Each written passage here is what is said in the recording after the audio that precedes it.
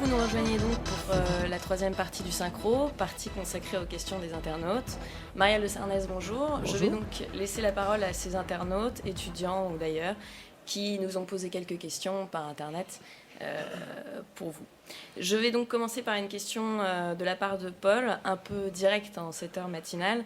Pensez-vous que le modem aujourd'hui aurait encore un sens ? Oui, bien sûr, je pense que plus que jamais, le combat qui est le nôtre a un sens. Et qu'au fond, on voit bien que toute l'organisation du système politique ou de la vie politique française n'est soutenue aujourd'hui que par une minorité de Français. On le voit dans les sondages, on le mesure encore dans les dernières élections cantonales.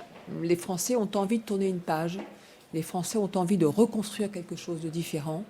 Et de ce point de vue-là, c'est exactement ceci rencontre le combat qui est le nôtre. Donc un sens et une nécessité. Dans ce même esprit de doute et de scepticisme, j'aurais une question de la part de Marie.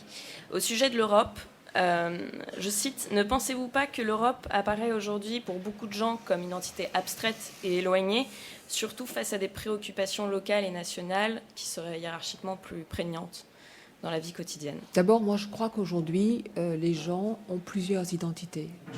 Je pense que nous avons des identités multiples. On peut se sentir, peut-être vous, élève de Sciences Po, parisien, français, européen et en même temps citoyen du monde. Donc je ne ressens pas cet éloignement de l'Europe. Moi, je me sens en intimité avec l'Europe. L'Europe, au fond, c'est nous. Ce n'est pas quelque chose de l'extérieur. Ce n'est même pas une politique étrangère. C'est notre avenir. C'est le cadre dans lequel s'inscrit notre avenir. Alors, est-ce que cette Europe, elle est aujourd'hui flamboyante, cohérente, unie, rassemblée ? Non. Elle ne l'a pas été sur, par exemple, les questions dont on parlait tout à l'heure sur la Grèce. Elle ne l'est pas en matière de gouvernance économique et elle n'est pas assez politique. J'ai regretté qu'il n'y ait pas de position commune de l'Europe dans les conflits que nous vivons aujourd'hui. Je continue de le regretter. Je regrette que souvent, les chefs d'État et de gouvernement, au fond, fassent de la politique intérieure avant de faire de la politique européenne. On le voit aujourd'hui au sujet des mouvements migratoires.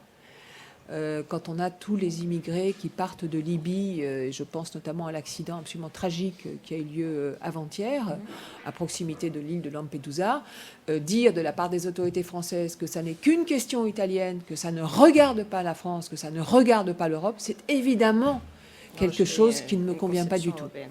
Alors j'aurais une question un peu plus polémique, mais non sans humour, de la part de Laetitia. Avez-vous le sentiment de vivre dans un monde parallèle, comme l'affirmait Yann Barthès au Petit Journal ? Non, je crois que c'est peut-être davantage les gens de Canal qui doivent vivre dans un monde, je pense, un peu à part, et peut-être pas le monde normal. Mais après, ils font leur travail, hein. C'est sympathique. Vous regardez un peu, sinon ? Non, je regarde pas beaucoup la télévision. J'aurais une autre question de la part de Myriam. Quel est votre sentiment face à une soi-disant menace montante de la part du Front National ? Manipulation, exagération ou réelle problématique ? Non, je pense que c'est réel. Je pense qu'au fond, tout le contexte d'inquiétude qui avait fait le score de Jean-Marie Le Pen en 2002 est là, et probablement encore plus là aujourd'hui qu'en 2002. Je pense qu'en plus, on le voit bien, une partie du pouvoir a joué avec tous les thèmes traditionnels du Front National et que ceci a aidé à faire flamber le Front National. Et en même temps, ça représente cette envie des Français de réponses différentes. Et donc, je ne crois pas du tout que ça va s'effondrer demain matin si on en reste, au fond, à des propositions classiques UMP ou majorité présidentielle et camp de gauche socialiste de l'autre côté. Je crois que ces réponses classiques ne répondent plus aux préoccupations des Français et qu'il va falloir, en 2012, essayer de proposer autre chose qui tourne la page sur des choses que rejettent les gens. Alors justement, là j'en viens à une question de Chris au sujet de la stratégie potentielle pour 2012, votre positionnement justement face à ces thématiques qui ressortent, à ces partis qui prennent position.